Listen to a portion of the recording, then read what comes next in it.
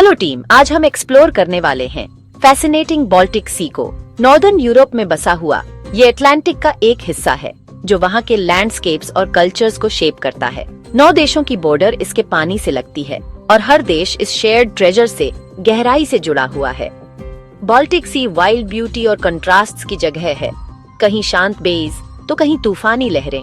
इसके पानी ने वाइकिंग्स, मर्चेंट्स और कई एपिक कहानियों को बनते देखा है। आज ये नई चैलेंजेस का सामना कर रहा है, लेकिन यूरोप का एक वाइटल हिस्सा बना हुआ है। द बाल्टिक सी हमेशा बदलता हुआ, हमेशा सरप्राइजिंग।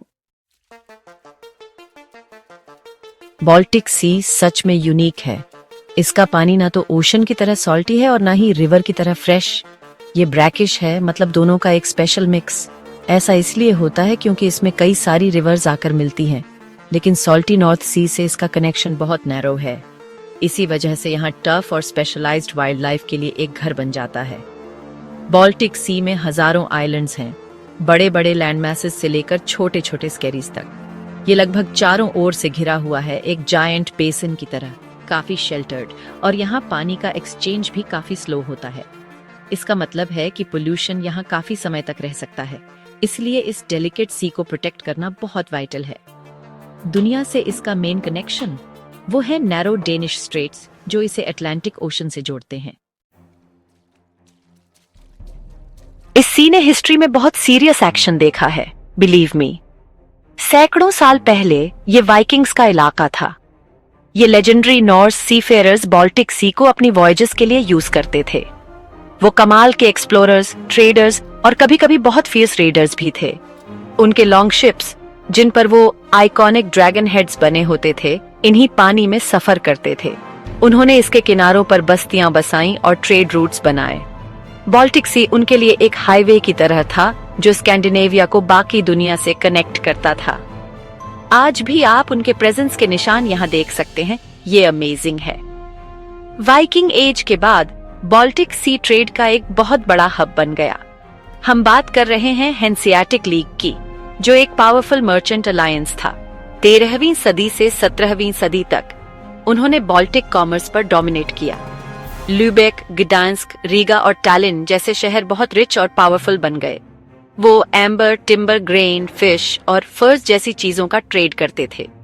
इमेजिन करो, नॉर्दर्न यूरोप के कोने कोने से आए शिप्स से भरे हुए बस्लिंग पोर्ट्स। इस लीग ने एक शेयर्ड इकोनॉमिक और कल्चरल स्पेस बनाया। उन्होंने जो वेल्थ और कनेक्शंस बनाए, उससे इस पूरे रीजन पर बहुत गहरा असर पड़ा। बाल्टिक सी के आसपास की बॉर्डर्स हमेशा सेम नहीं रही हैं। ओह नो, सदियों से ये अनगिनत बार शिफ्ट और चेंज हुई हैं। यहाँ अलग अलग किंगडम्स और एम्पायर्स बने और खत्म हुए। स्वीड्स, डेन्स, पोल्स, जर्मन्स, रशियंस, इन सब ने अपने इन्फ्लुएंस के लिए मुकाबला किया है। इसकी वजह से कई कॉन्फ्लिक्ट्स हुए, लेकिन साथ ही कल्चर्स का एक रिच मिक्सिंग भी हुआ। ये आपको यहाँ के आर्किटेक्चर, लैंग्वेजेस और ट्रेडिशंस में देखने को मिलेगा। हर कोस्टल टाउन अलग अलग इन्फ्लुएंसेस के मिलने की कहानी सुनाता है। ये एक रियल मेल्टिंग पॉट है जो सदियों के इंटरेक्शन से बना है। और आज क्या हाल है? वेल, बाल्टिक सी आज भी एब्सोल्युटली वाइटल है। वो पुराने ट्रेड रूट्स अब मॉडर्न शिपिंग लेन्स बन चुके हैं। बड़े बड़े कंटेनर शिप्स और टैंकर्स हर रोज इस सी में आते जाते रहते हैं। ये एसेंशियल गुड्स लेकर जाते हैं, बाल्टिक कंट्रीज को ग्लोबल मार्केट से कनेक्ट करते हुए। ऑयल, टिम्बर, कार्स, इलेक्ट्रॉनिक्स, आप कुछ भी सोचो, वो शायद बाल्टिक सी से होकर जाता है। हैम्बुर्ग, जिडिनिया और सेंट पीटर्सबर्ग जैसे पोर्ट्स इनक्रेडिबली बिजी रहते हैं। ये मैरीटाइम ट्रेड इस रीजन की इकोनॉमी का कॉर्नरस्टोन है। ये सी कॉमर्स और इंडस्ट्री के लिए एक क्रिटिकल आर्टरी बना हुआ है।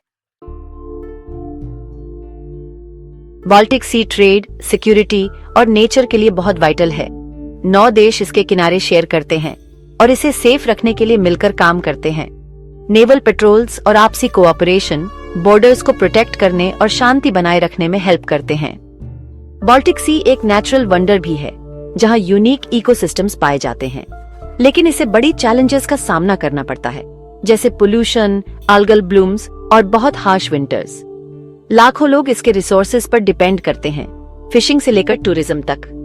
बाल्टिक सी को प्रोटेक्ट करना बहुत क्रूशल है, लोगों के लिए, नेचर के लिए और फ्यूचर के लिए।